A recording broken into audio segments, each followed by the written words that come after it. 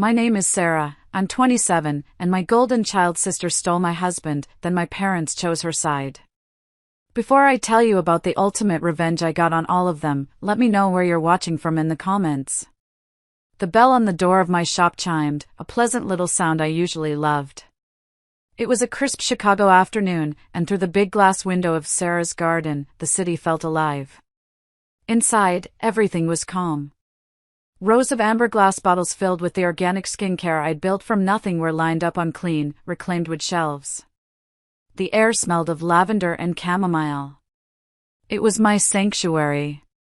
My success. And then I saw her. For a second, my brain refused to process it. It was like seeing a ghost from a past life. But it was her. Jessica. She looked wrecked. The designer clothes were gone, replaced by a thin, worn-out coat that wasn't nearly warm enough for the weather. Her usually perfect blonde hair was thrown into a messy bun, and dark, hollowed-out circles framed her eyes. And in her arms, bundled in a cheap-looking blanket, was a baby. My blood ran cold. I didn't move. I just stood behind the counter, my hands flat on the cool marble, watching her hesitate by the door. She looked around my shop, at my dream made real, and I saw a flicker of the old jealousy in her eyes before it was swallowed by desperation. Finally, she took a shaky step forward. "Sarah," she said, her voice thin and cracked. I didn't answer. I just stared. 2 years. 2 years since she, my husband, and my parents had shattered my entire world, and now here she was. I didn't know where else to go, she stammered, clutching the baby tighter. I need help, Sarah. Please.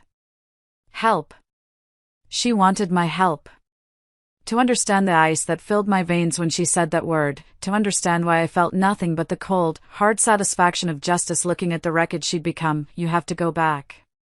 Back to a small house in Ohio, where I learned that in my family, there were only 2 roles. And I was never, ever meant to be the star.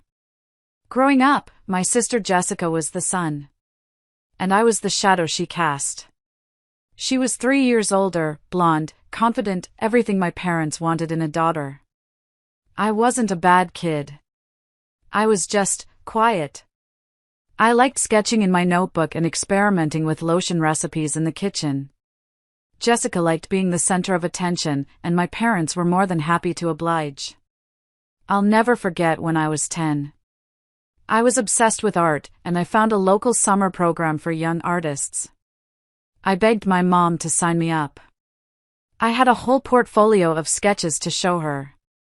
She glanced at them and gave me that tight, polite smile. "Maybe next year, sweetheart," she said, her classic line. "Money's tight right now. You understand." I understood.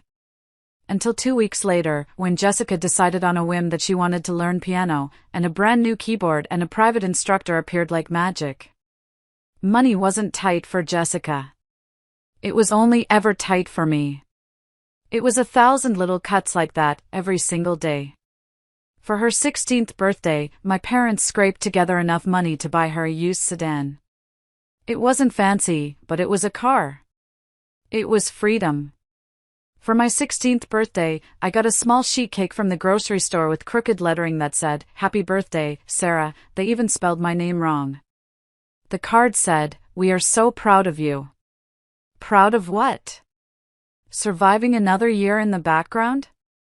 Their ultimate betrayal during those years, though, was my high school graduation. For Jessica, they rented out a banquet hall. They invited half the town. It was a massive affair, a celebration of their perfect daughter. When it was my turn, we had a small barbecue in the backyard. It felt more like an obligation than a celebration. I remember my dad clapping me on the shoulder, saying, "Well, we already did the big party for Jessica, so this is just more low-key." The words hung in the air, a perfect summary of my entire life, a low-key version of my sister's. I knew then I had to get out. I couldn't spend my life being the low-key daughter. So I worked my tail off in high school. I got straight A's, I volunteered, I did everything right. I got into one of the top cosmetic science programs in the country. This was it. This was my ticket out, my one shot to finally become someone they couldn't ignore. I remember the day I got the acceptance letter, my hands were shaking. I ran into the living room, ready to finally have a moment that was all mine. I held up the letter and said, I got in. Mom, Dad, I got in. My mother took the letter from my shaking hands. She read it, and a thin, tight smile appeared on her face. The same smile she'd used when I showed her my art sketches all those years ago. Well, that's wonderful, dear, she said, handing it back. It's a very good school. It looks expensive. My father chimed in from his armchair, not even looking up from the TV.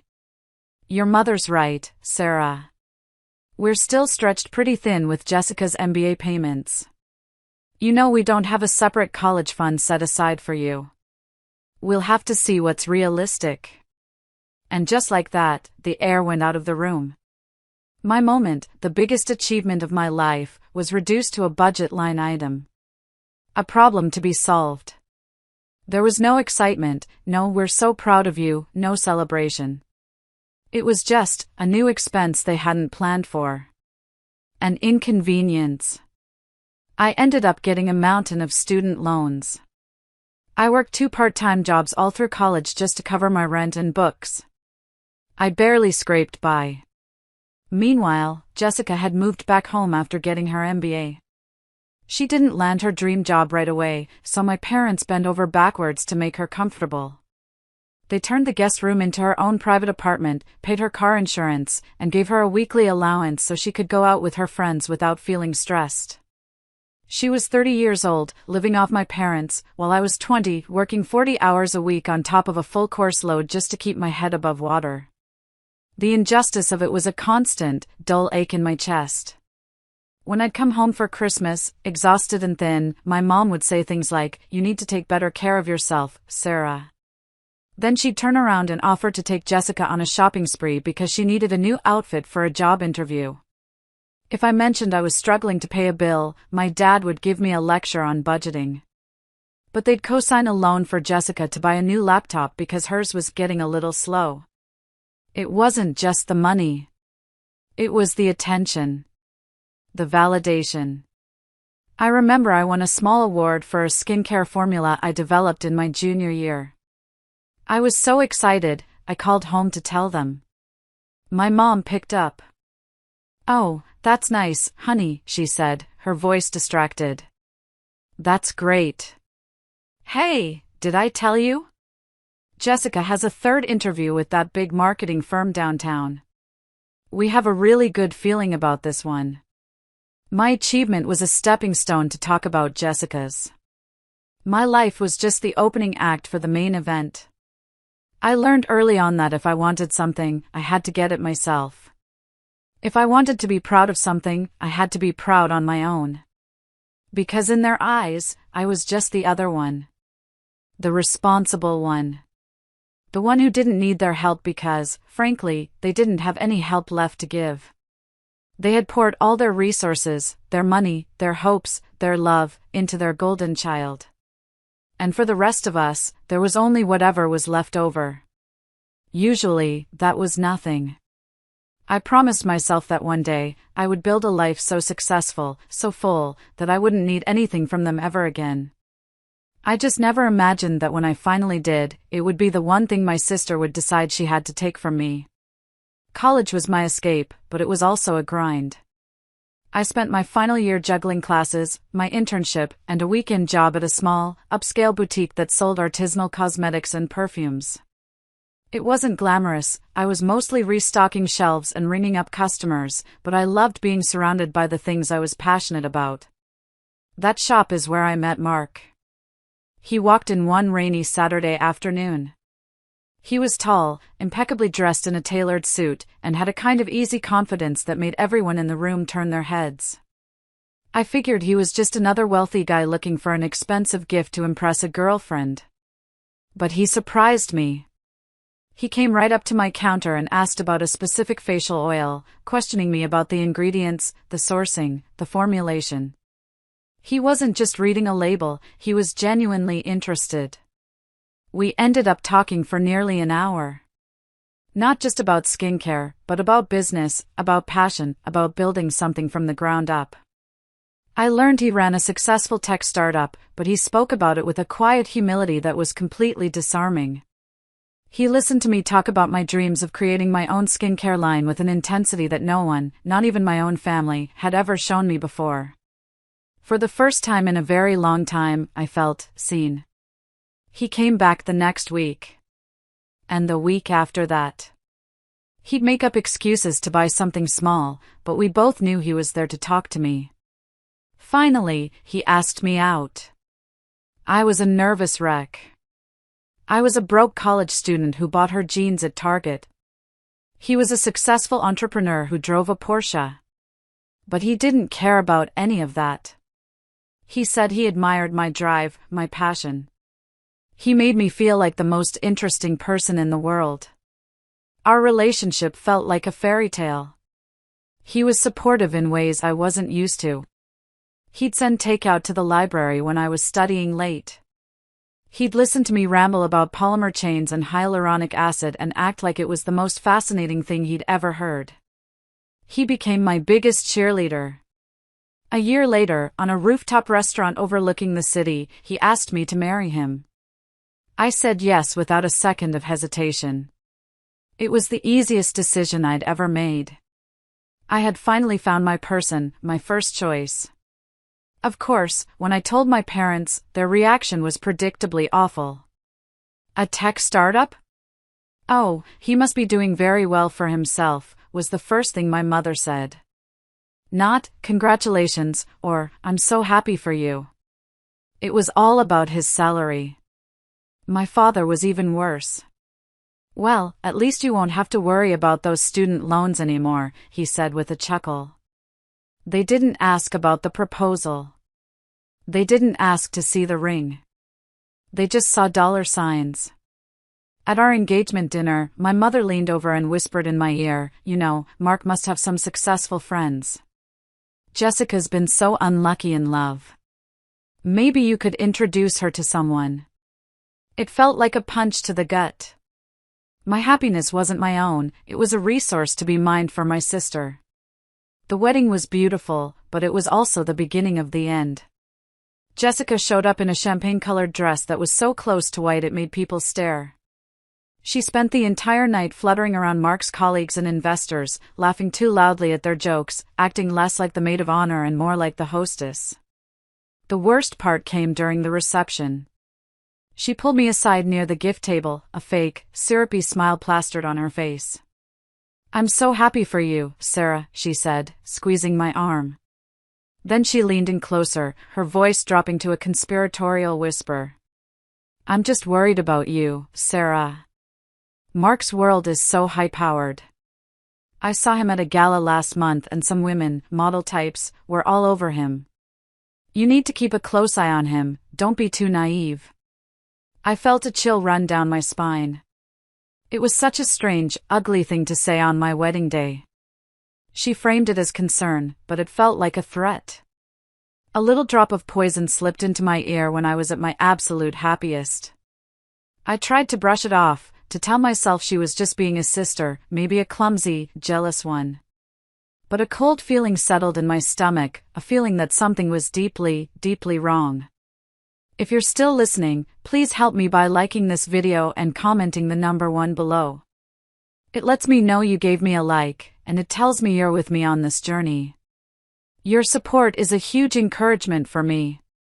Please, comment the number 1, and let me continue my story. The first year of our marriage was blissful. Mark was everything I'd ever dreamed of. He encouraged me to start developing my own product line in my spare time, even helping me set up a small lab in our guest room. I felt cherished, supported, and safe for the first time in my life. The little seed of doubt Jessica had planted on my wedding day withered and died. Or so I thought. About a month into our marriage, Jessica started showing up. Unannounced. At first, it was just a quick pop-in on a Saturday. Then it became a regular Tuesday afternoon thing. Then it was 3-4 times a week. She'd always have some flimsy excuse. Oh, I was in the neighborhood, or I was bored and just thought I'd come say hi. But she wasn't there to see me. If I was working in my lab, she'd barely glance in my direction. She'd make a beeline for the kitchen, where Mark was, or the living room, if he was watching TV. She was always perfectly dressed, full makeup, designer bag on her arm. She'd perch on a bar stool and watch him cook, laughing with this loud, theatrical laugh at everything he said. It made my skin crawl. She had this habit of touching him. A little brush of lint off his shoulder. A light touch on his arm as she made a point. It was all disguised as casual affection, but it felt possessive. Territorial. I tried to talk to Mark about it. I did it gently. Hey, don't you think it's a little weird how much Jessica is here? He just shrugged, not even looking up from his laptop. She's your sister, Sarah. She's probably just lonely. Don't be insecure. Insecure. The word was a slap in the face. It was the same as him saying, "You're crazy. You're overreacting." He made me feel like I was the problem. So I shut up. I tried to ignore the twisting in my gut every time her car pulled into our driveway. I tried to pretend the way she looked at my husband wasn't the way a predator looks at its prey. Things got worse. He started coming home from work later. It was always a late meeting or dinner with investors. I wanted to believe him. I really did. But I was living with a constant, low-grade hum of anxiety. My home, my sanctuary, no longer felt safe. It felt like enemy territory. The final straw came on a Thursday night. He was supposed to be home at 7 for dinner. At 9, he texted, "Just wrapping up. Be home soon." He didn't walk through the door until nearly midnight. The moment he stepped inside, I knew. I didn't even have to see his face. I could smell it. A perfume. It was a heavy, floral scent, jasmine and vanilla, with a top note of something sharp and sweet. As a cosmetic scientist, my nose is my instrument. I know every scent in my collection, every oil, every extract. And that scent was not one of mine. I just stood there in the hallway, frozen, as he walked past me, muttering something about a brutal meeting. My voice came out as a whisper. "What is that smell, Mark?" He stopped. He turned around slowly. He couldn't even meet my eyes. "What are you talking about?" "The perfume," I said, my voice getting stronger. "On your collar." "Who is she?" He looked at me then, and his face was a mask of guilt. He didn't even try to lie. He just ran a hand through his hair and let out a long, slow breath. The kind of breath a man takes before he shatters your entire world. "Sarah," he started, and his voice was full of that fake, pathetic pity. "Jessica and we're in love." The words didn't feel real. They just hung there in the air between us, obscene and impossible. My sister. My husband. My brain just shut down. I didn't scream. I didn't cry. I felt nothing. It was like I was watching a movie of someone else's life falling apart. The next day, while he was at work, I packed a bag. I didn't know where I was going, I just knew I couldn't stay there. In a daze, I called my mom. I was desperate. I just needed a place to land for a few days, to figure out what to do. I told her everything, the words spilling out of me in a broken, numb rush. There was a long pause on the other end of the line. Then, my mother's voice, cool and distant. "Oh, honey. That's a lot. I'd love to help, but the house is under a full renovation right now. It's a complete mess.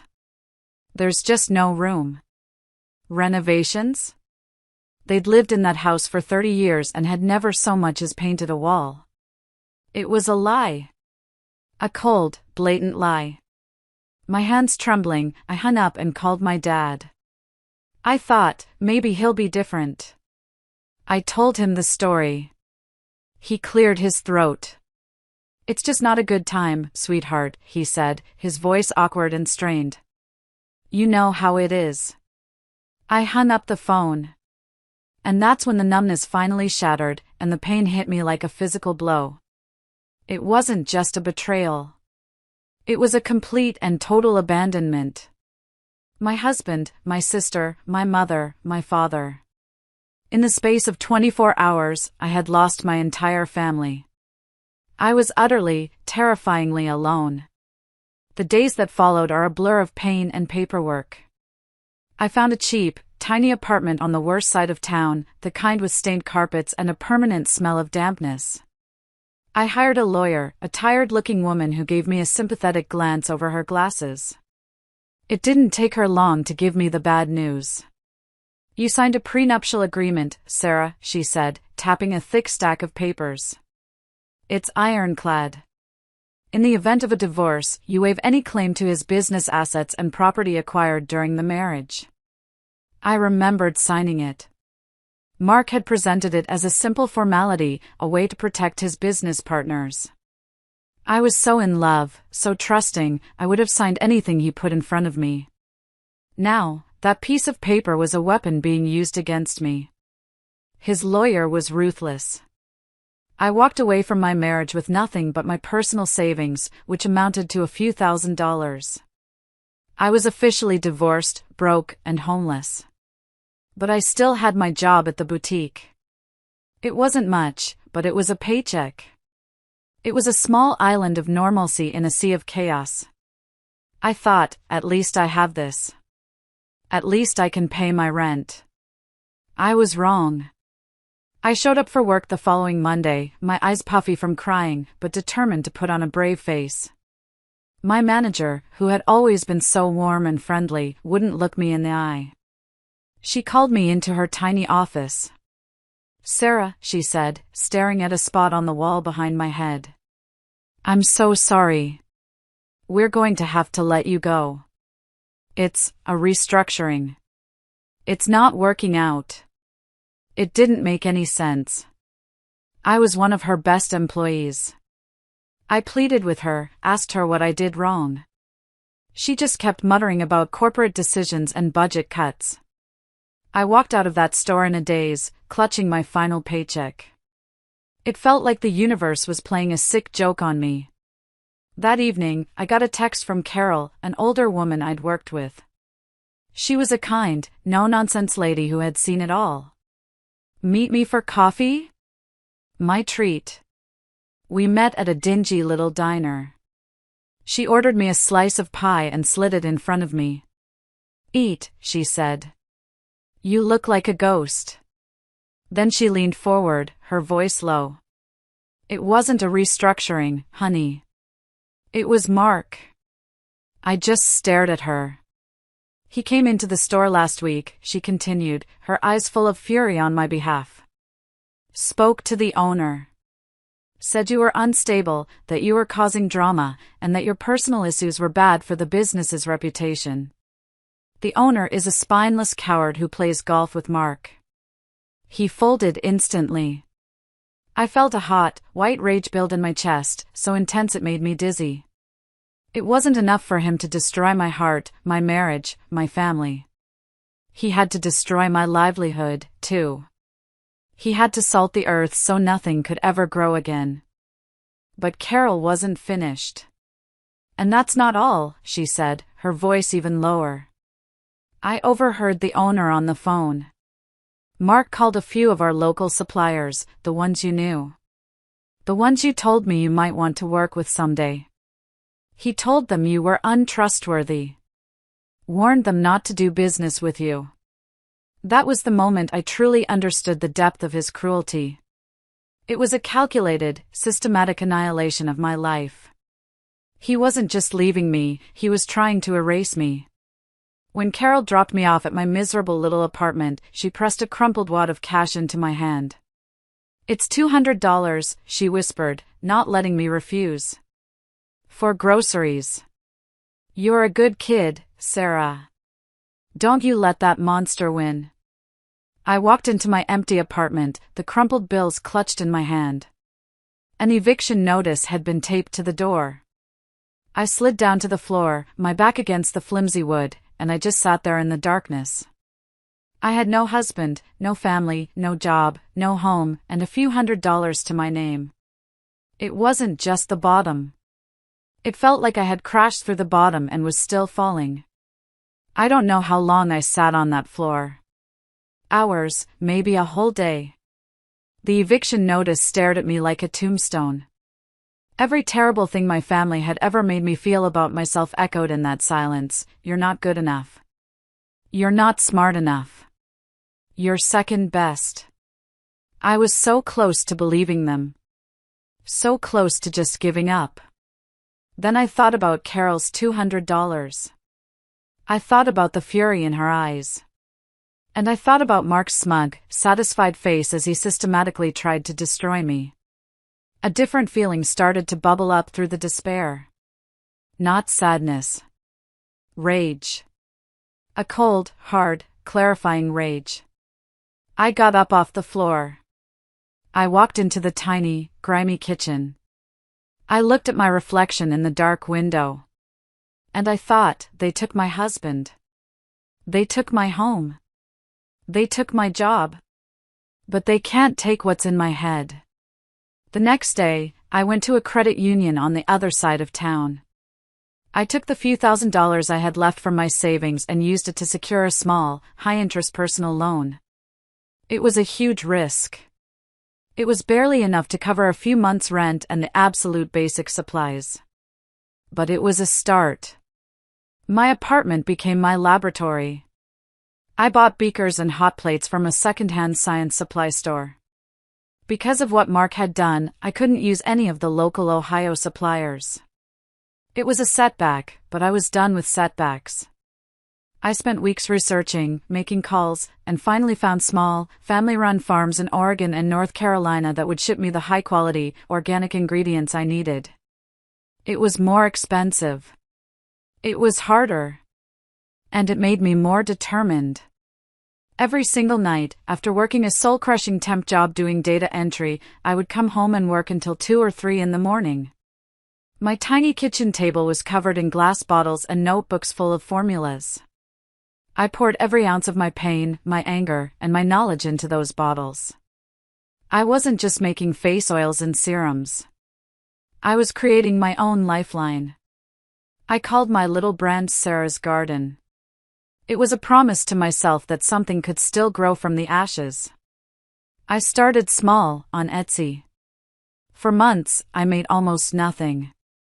A sale here, a sale there. I lived on instant noodles and cheap coffee. I was so close to the edge, my loan money dwindling with every rent check. I remember one night, staring at my bank account, with less than $100 in it, thinking, this is it. I failed. And then, it happened. A small beauty blogger from California, someone with a decent but not huge following, bought one of my serums. A week later, she posted a video review. She didn't just like it. She raved about it. She talked about the quality of the ingredients, the unique formulation, the story of a small, woman-owned business. She called it her holy grail product. I woke up the next morning to the sound of my phone buzzing. And buzzing. And buzzing. It wouldn't stop. It was a flood of Etsy notifications. I had sold out of every single product I had. In one night. The momentum just kept building. That blogger's review was shared. Other bloggers bought my products. My little Etsy shop was featured on a popular website. The orders poured in, faster than I could fill them. I worked 18-hour days, my hands raw from bottling and labeling, my back aching. But I had never felt so alive. After 6 months of non-stop work, I had paid back my loan and had enough money saved to take the biggest leap of my life. I packed up my tiny apartment, left that town in Ohio without a single goodbye, and drove to Chicago. I found a small, affordable studio space in a quiet neighborhood. It wasn't much more than a single room with a concrete floor, but when I stood in the middle of it, holding the keys in my hand, I burst into tears. It wasn't just a studio. It was my escape. It was my new beginning. It was the first piece of ground in my new life that was completely, totally mine. 2 years passed. 2 years of grueling work, of reinvesting every penny back into the business, of slowly, carefully building Sarah's garden into something real. The small studio gave way to a larger workshop, and finally, to my first storefront in a beautiful Chicago neighborhood. The same one Jessica had just stumbled into. Seeing her standing there, a ghost from a life I had fought tooth and nail to leave behind, was jarring. But as she stood there, pleading, I wasn't the same broken girl she had left behind in Ohio. I was a businesswoman. A survivor. I have nowhere else to go, she sobbed, and the baby in her arms started to fuss. Mark threw me out. He cut me off completely. I just looked at her, my face a blank mask. I felt a cold, detached curiosity. Threw you out? Why? I thought you two were so in love. The words were laced with acid, and she flinched. He found out, she stammered, looking down at the floor. I made a mistake. I was lonely. A mistake? I repeated, my voice dangerously quiet. You mean like the mistake you made when you slept with my husband? Or the mistake you made when you let my parents abandon me? You're going to have to be more specific, Jessica. Tears were streaming down her face now, the ugly, snotty kind. This wasn't the confident, radiant Jessica everyone loved. This was someone I didn't recognize. He found out I was cheating on him, she whispered, the words barely audible. And the baby, she trailed off, her voice breaking. I waited. The silence in the shop was deafening. She finally looked up at me, her eyes full of a terror I'd never seen before. The baby, he's not Mark's. The bomb dropped into the quiet of my shop, and for a moment, I actually felt my jaw go slack. The sheer, bottomless depth of her deceit was almost impressive. She hadn't just stolen my husband.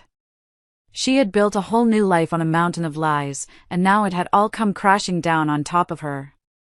I looked at the innocent baby in her arms, and a flicker of pity went through me, pity for this child, born into such a mess. But then I looked back at Jessica's face, the face of the sister who had smiled at me on my wedding day while poisoning my mind, and the pity vanished, replaced by a cold, hard finality. So let me get this straight, I said, my voice steady. You blew up my life for a man you then cheated on. You had another man's baby while living off my ex-husband's money. And now that the whole charade has fallen apart, you've come to me for a bailout. Is that about the size of it? She just sobbed harder. I have nothing, Sarah. No money, no home. Our parents, they can't help anymore. You're all I have left. I almost laughed. You have some nerve, Jessica. Coming here, to the life I built from the ashes of the one you burned down. You didn't care about me when I was on the floor of a miserable apartment with an eviction notice on the door. You didn't care when I was working 18-hour days to crawl out of the hole you all threw me in. You and Mom and Dad made your choice. You chose the golden child. I walked from behind the counter, my steps even and deliberate. I walked past her, to the front door of my shop, and I opened it. The chilly Chicago wind swept inside. You are not my problem anymore, I said, my voice as cold and sharp as the wind. She looked at me, her mouth open, as if she truly couldn't believe I wouldn't save her. As if, after everything, she still expected me to play the part of the dutiful, forgotten sister. You made your choices, I said, looking her dead in the eye. Now you live with them. Or go to Mom and Dad. Just stay out of my life. She stood there for a long moment, frozen, hope draining from her face. Then, with a final, broken sob, she turned and walked out of my shop, out into the cold, a desperate woman clutching the consequence of her own devastating choices. I watched her go, and then I reached out and pulled the heavy glass door shut. The bell chimed softly, and the click of the lock sliding into place was the most satisfying sound I had ever heard. Closing the door on Jessica was like closing the final chapter of a very long, very painful book. I didn't feel guilt. I didn't feel regret. I just felt quiet. For the first time, the ghosts of my past weren't just silenced, they were gone. In the months that followed, pieces of their downfall trickled back to me, not because I went looking, but because the world is a small place. I heard from an old acquaintance that Jessica's attempt to paint herself as a victim on social media had backfired spectacularly. She had tried to drag Mark's name through the mud, but in doing so, she revealed her own infidelity. It destroyed what was left of Mark's reputation in his industry. Potential investors backed out of a new venture, and his company, already struggling, was eventually sold for a fraction of its worth to cover his debts and the cost of a very messy second divorce. About a year after Jessica showed up at my shop, Mark showed up, too. He looked older, tired. The easy confidence was gone, replaced by a desperate, hollow look in his eyes. He tried to apologize. He said leaving me was the biggest mistake of his life.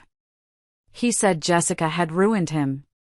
He actually had the audacity to ask if we could start over.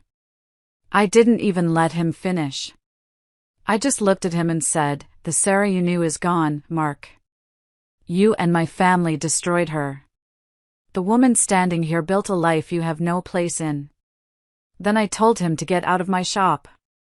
He left without another word. As for my parents, they got the daughter they always invested in. After Jessica's life imploded, they did what they always did, they bailed her out. They sold the family home, the one they were so proud of, the one with no room for me, to pay off her staggering debts. I heard they now live in a cramped two-bedroom condo on the outskirts of town. My dad had to take a part-time job as a delivery driver to make ends meet, and my mom sews alterations out of their living room. They squandered their retirement, any potential inheritance they might have had, all for the daughter who gave them nothing back but trouble. They've never called to apologize. And me? Life is good. It's more than good. It's peaceful. Sarah's garden is thriving. We have 2 locations now and a national online presence. I built something beautiful and strong out of something ugly and broken. But the best part of my life has nothing to do with business. His name is David. He's an architect, a kind, funny, gentle man who loves me for who I am, not what I can do for him. He celebrates my successes as if they were his own and holds me when the memory of the past casts a rare shadow. We're getting married next spring. A small ceremony, with our chosen family, the friends who became my real support system. I'm even designing a custom scent for the wedding day, something that smells like hope and new beginnings. I finally have a life that is completely, totally mine. And it is beautiful. Thank you so much for listening to my story. It means the world to me to be able to share it. If any part of this resonated with you, what's one piece of advice you'd give to someone learning to stand on their own 2 feet again? Let me know in the comments below. And if you'd like to hear more stories, please don't forget to like this video and subscribe to the channel.